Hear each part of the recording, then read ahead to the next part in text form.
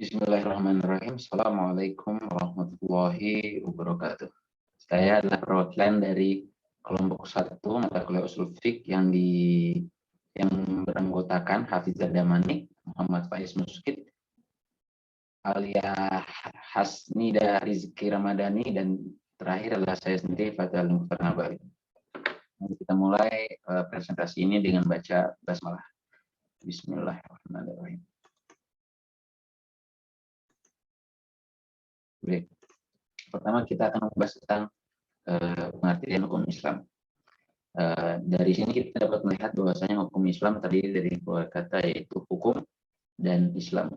Hukum Islam sendiri berarti khitabus syari' al-muta'alliq bil af'al mukallifin tolban wa takhyiran aw wad'an. Atau hukum adalah khitab Allah yang berkaitan dengan perbuatan mukallaf, baik yang berupa perintah, pilihan, ataupun wada, ataupun kebolehan. Jadi hukum yang dimaksud di sini adalah segala perbuatan yang dilakukan oleh orang yang sudah mukallaf, yang berupa sebuah perintah, sebagaimana yang telah kita ketahuilah, farka'u marrokin, itu termasuk dari contoh perintah, atau pilihan, wahijjul baiti man istata'a ilaihi sabila, atau wada, atau kebolehan.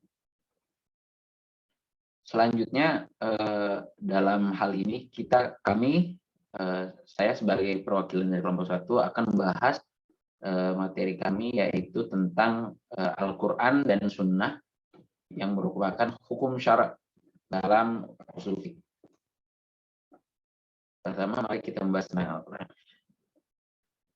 Al-Quran, kata Al-Quran sendiri dalam bahasa Arab berasal dari kata qara'a, artinya membaca. Bentuk masdarnya berarti bacaan dan apa yang tertulis padanya. Seperti yang tertuang dalam ayat Al-Quran, secara istilah, Al-Quran adalah kalamullah yang diturunkan kepada Nabi Muhammad SAW, yang tertulis di dalam mushaf yang berbahasa Arab, yang sampai kepada kita secara mutawatir, yang bila membacanya mengandung nilai ibadah, dimulai dengan surat Al-Fatihah dan diakhiri dengan surat An-Nas. Al-Jurjani sendiri mendefinisikan Al-Quran sebagai kalamullah yang diturunkan secara tertulis dalam mushaf, ditukil dari Rasulullah SAW secara mutawatir dengan tidak diragukan. Adapun hukum-hukum yang terkandung dalam Al-Quran meliputi, pertama adalah hukum-hukum i'tiqadiyah, yaitu hukum-hukum yang berhubungan dengan keimanan kepada Allah Subhanahu wa Ta'ala, kepada malaikat, kepada kitab-kitab, kepada Rasul, dan hari akhir.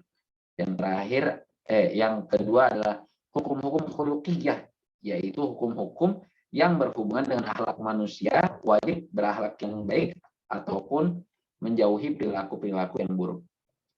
Yang terakhir adalah hukum-hukum amaliyah, yaitu hukum-hukum yang berhubungan dengan perbuatan manusia.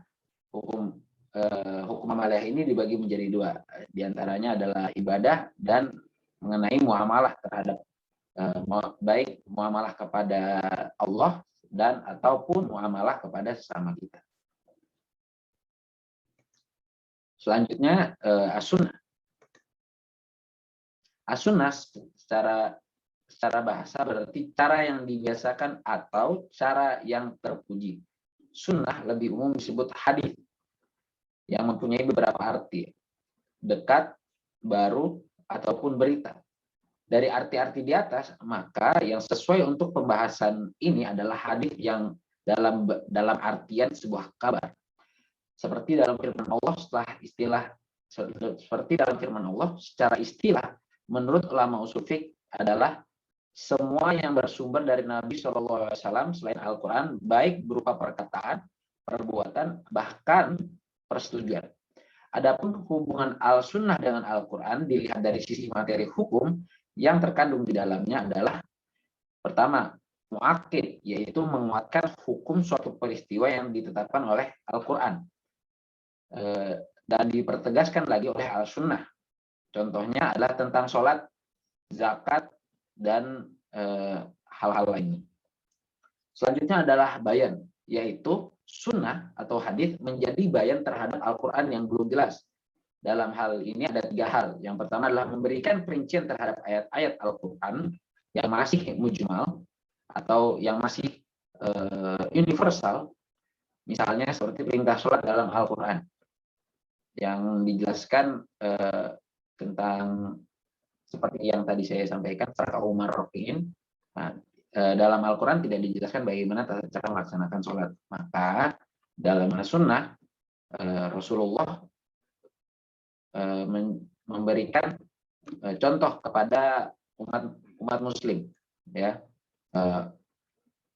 solu kamar aitumuni sholli.